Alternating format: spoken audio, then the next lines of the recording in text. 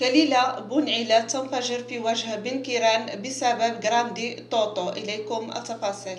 هاجمت الممثلة والنائبة البرلمانية عن حزب التجمع الوطني للأحرار كليلة بونعلة الأمين العام لحزب العدالة والتنمية عبد الإله بن كيران بسبب نعته للرابور جراندي توتو كليلة بونعلات شاركت متابعيها على الانستغرام موقفها من خطاب بن كيران وإساءته لتوتو، قائلة إن السياسة مواقف وليست عداوات، والسب والشتم قلة ذوق.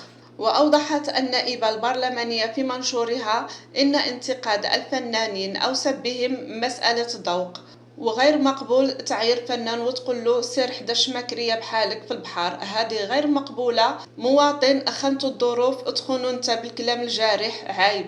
وانتقدت كليلة بونعلات الأمين العام للحزب المصباح قائلة الشمكارة ظروفهم صعيبة، راهم تايهين بدل ما يكونوا تحت سقف فيلا بحالك. هادوك الشمكارة حدا البحر أغلبية ديالهم خرجتهم من الخيريات للشارع ملي وصلوا 18 سنة.